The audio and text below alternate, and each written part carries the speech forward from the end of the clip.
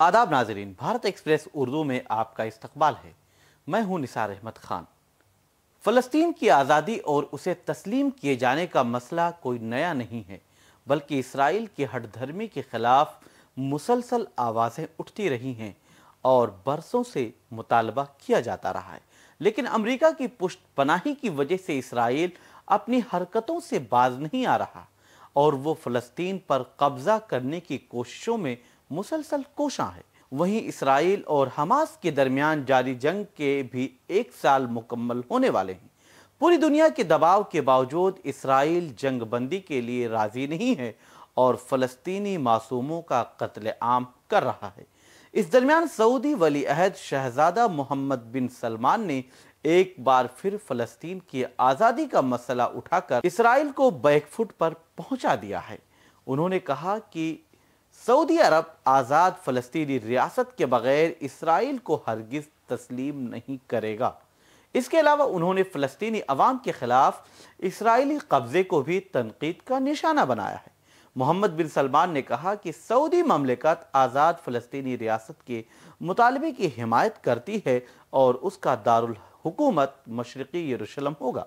Saudi हुकूमत के इस अहम और सख्त फैसले से अमेरिका के पेट में दर्द ज़रूर होगा, तो दूसरी तरफ इसराइल को भी बड़ा झटका लगेगा, क्योंकि सऊदी अरब के मुखालिफ ममालिक इस बात का इल्ज़ाम लगाती रही हैं कि सऊदी अरब ने इसराइल से दोस्ती करने के लिए फ़लस्तीन के मसले को पीछे छोड़ दिया है।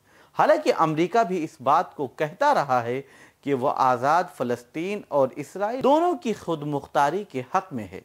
सऊदी वली अहद शहजादा मोहम्मद बिन सलमान ने कहा कि सऊदी ममलिकत फ़लस्तीन की आज़ादी के बगैर इसराइल के साथ ताल्लुकात कायम नहीं करेगी।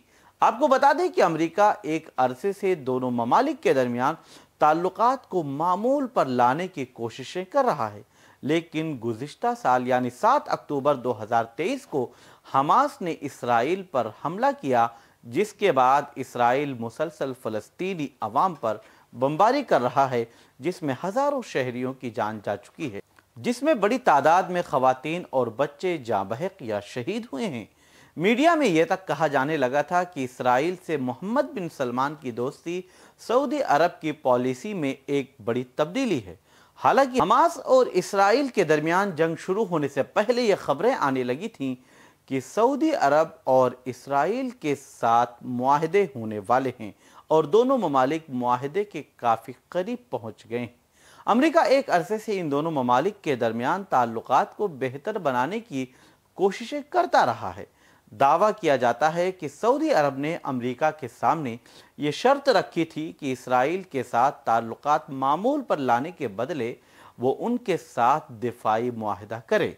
हालांकि इस सिलसिले में सऊदी अरब की तरफ से कोई बाज़ाब्ता बयान या सरकारी बयान जारी नहीं किया गया था, लेकिन सऊदी हुकूमत ने हमेशा फ़लस्तीन के मसले पर खुलकर अपनी राय पेश की है।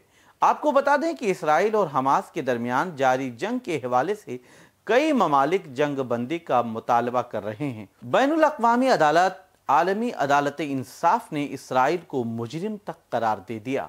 अक़वाम मुत्तहिदा ने इसराइल पर मुसलसल दबाव बनाया, लेकिन अक़वाम मुत्तहिदा का दबाव सिर्फ बयानबाजी बनकर रह गया। अमरीकी सदर जो बाइडन ने भी दिखावे के लिए बयान तो ज़रूर दिया, लेकिन इसराइली जुल्म बर्बरियत के खिलाफ कोई बड़ी हिकमत अमली तैयार नहीं की जा सकी। OIC यानी ऑर्गेनाइजेशन ऑफ इस्लामिक कोऑपरेशन की तरफ से मीटिंगें भी हुई, लेकिन कोई बड़ा फैसला नहीं हो सका। कतर और मिस्र ने जंगबंदी के लिए मुसलसल सालिसी की, लेकिन इसराइल और हमास इसके लिए राजी नहीं हुए और मासूम शहरियों का कत्लेआम जारी है। सऊदी अरब के वली अहद मोहम्मद बिन सलमान के इस हालिया ऐलान से इसराइल को बड़ा झटका लगना फितरी बात है और आज़ाद फ़लस्तीनी रियासत के लिए खुश आइंद है। आप देखते रहिए भारत एक्सप्रेस उर्दू और मुझे दीजिए इजाज़त। हमारी वीडियो आपको पसंद आए तो लाइक कीजिए, शेयर कीजिए और सब्सक्राइब कीजिए। साथ ही कमेंट बॉक्स में आप अपनी राय भी ज़रूर दें। और हाँ, अगर फेसबुक पर आप वीडियो देख रहे हैं तो हमारे पेज को फॉलो करना ना भूलें।